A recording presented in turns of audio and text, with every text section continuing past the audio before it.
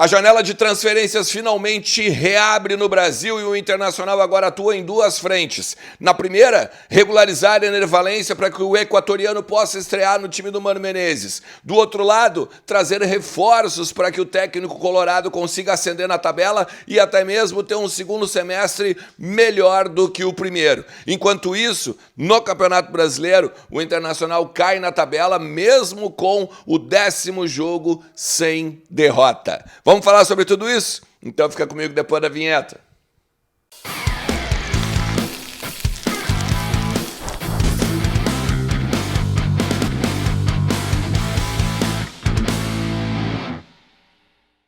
Fala Colorado, como é que vocês estão? Tudo beleza? Baita início de semana para todo mundo, baita segunda-feira, Eu sempre digo que a segunda-feira é aquele dia do recomeço, né? O cara começa uma dieta, o cara vai na academia, o cara recomeça ou começa alguma atividade. Então faz isso. Por que tu não começa agora, de repente, a fazer alguma coisa que tu quer fazer há muito tempo? E eu gosto, né? Fazia tempo que eu não dava essas dicas por aqui, né? Ou essas questões de motivação, né? Eu acho legal porque como a gente tem algum acesso aqui, até os colorados, as pessoas que nos assistem e tal, eu acho bacana a gente pegar e botar uma pilha, principalmente, né, para deixar a inércia da galera de lado e começar alguma coisa, beleza? Janela aberta, né? Janela aberta. Inclusive, agora a gente tem algumas questões importantes para falar sobre isso. Também temos de falar sobre o Campeonato Brasileiro. O Inter caiu 2 posições da tabela, né?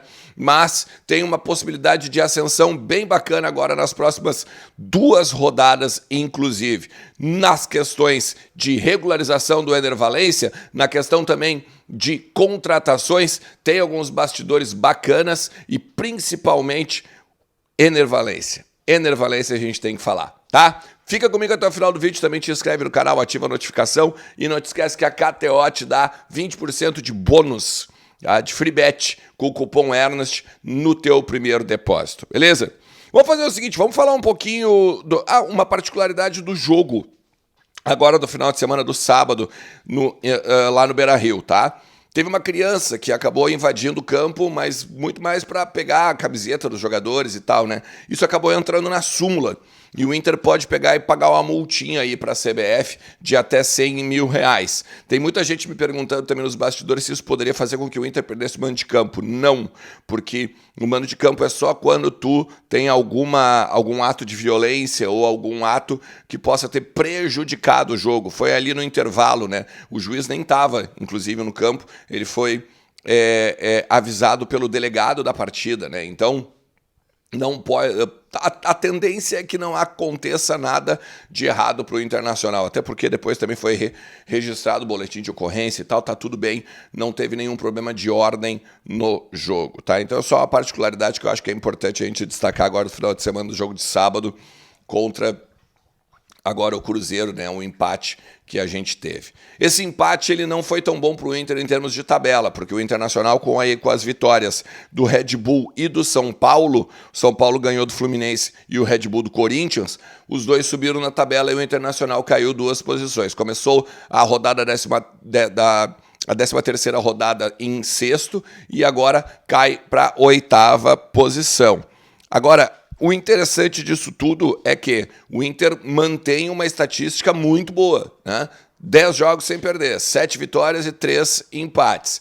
Nesse período, sempre vale destacar, né? Tem sim a questão da eliminação para o América Mineiro dentro da Copa do Brasil. Esses jogos eles incluem Copa do Brasil, Libertadores e também Brasileirão.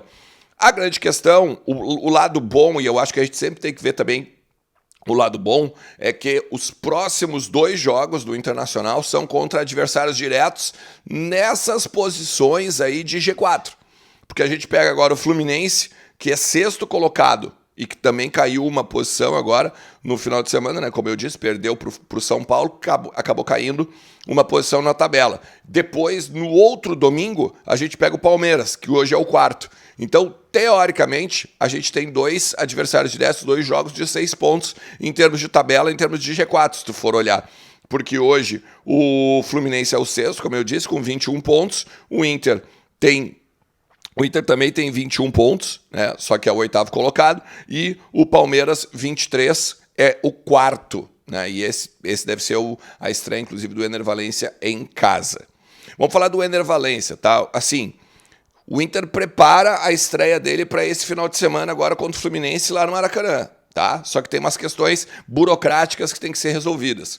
O Inter agora, nesse período que ele esteve aqui, desde o dia 26, vem organizando os documentos dele, vem regularizando as questões trabalhistas, vem organizando toda a burocracia de Brasil, para poder enviar os documentos para a CBF e poder deixar o cara regularizado para então, se o Mano Menezes quiser, botar ele agora em campo no final de semana, tá?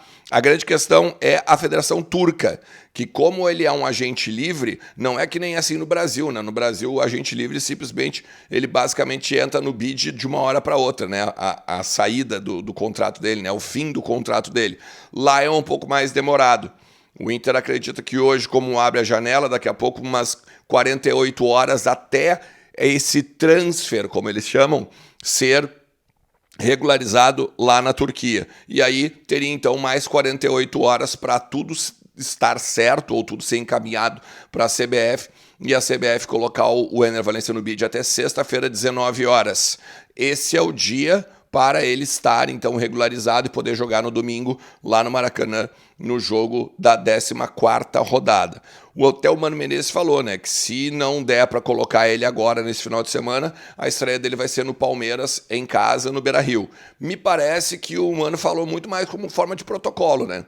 Porque todo mundo sabe no Beira-Rio que ele vem para ser titular, né? Seja do lado do Luiz Adriano, seja no lugar do Luiz Adriano, enfim, vai ser uma semana interessante para a gente pegar e ver os treinos do Inter principalmente, porque 15 horas e 30 minutos da terça-feira o Inter se reapresenta e aí provavelmente com portões abertos. A quarta ou a quinta, talvez portões fechados e tal. Sexta-feira eu tenho quase certeza que vai ser fechado, porque é o treino que antecede aí o final de semana, né? Vamos dizer, talvez até a última coisa que o Inter vai pegar e organizar ou melhorar no seu time. Taticamente, o Mano não vai, obviamente, deixar os repórteres assistirem isso. Na questão da janela, agora pelo outro lado, tá? O lado de chegadas, eu tenho duas informações sobre os jogadores que o Inter pelo menos estava no radar, né, ou estava no noticiário do Inter. Um é o Manuel Lanzini, o argentino, né, que tá livre no mercado, 30 anos, né, vindo do West Ham.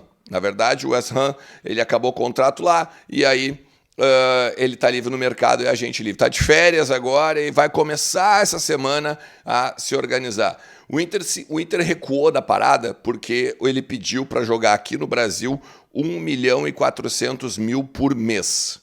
E aí isso o Internacional obviamente não vai pagar, não vai chegar.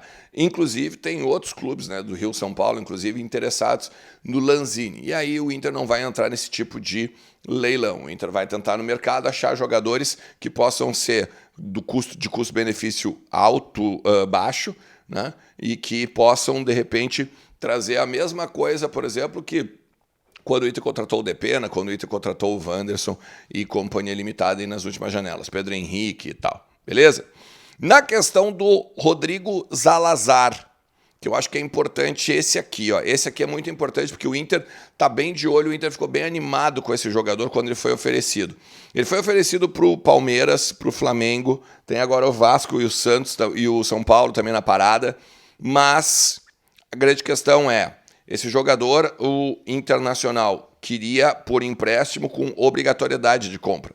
Na verdade, todos os clubes também que se interessaram por ele quando ele foi oferecido, tá, também quiseram isso que o Inter quer. A questão é que o Schalke quer os 3 milhões de euros na bucha, que é a multa rescisória, uma multa, no caso, para se o Schalke caísse para a segunda divisão. Então, no caso dos 3 milhões de euros, o Inter não tem esse dinheiro, óbvio, tá? E está tentando, se vai em cima dele, está tentando negociar para dividir esses valores. O São Paulo já não conseguiu, então a chance do Internacional conseguir também é quase remota. Tá? Inclusive, um dos dirigentes do Schalke é André Heckelmann. tá? Ele falou exatamente agora para o jornal Bild, lá da Alemanha, de que, sim, o Rodrigo Salazar tem propostas, recebeu não só a proposta, mas também sondagem, as pessoas queriam, os clubes queriam saber, né, sobre ele e tal, mas que eles estão muito tranquilos nesse sentido, porque eles têm 3 anos de contrato com ele, o guri é promissor, eles lá, Schalke 04, não vão deixar de perder, né, dinheiro, não vão deixar de ganhar, né, não querem perder dinheiro, não vão deixar de ganhar dinheiro com essa possível venda, ainda mais caindo para a segunda divisão alemã. 2 saídas, tá? Pode acontecer também agora nessa janela, principalmente para o exterior. Johnny, a saída é iminente, e o alemão tem aí algumas propostas, algumas sondagens que tem alguns times da Alemanha, da Itália também de olho. Pode vir, de repente, a fazer um caixa para o Internacional, porque o Inter tem que pegar e bater a meta de 130 milhões de reais em vendas de jogadores agora em 2023. Beleza? Cara, se tu chegou até aqui, te agradeço demais mais uma vez. Vou te pedir, deixa teu like, te inscreve no canal, ativa a notificação e vem junto, que sempre tem muita coisa pra gente falar do Colorado. Valeu? Um forte abraço. Tchau!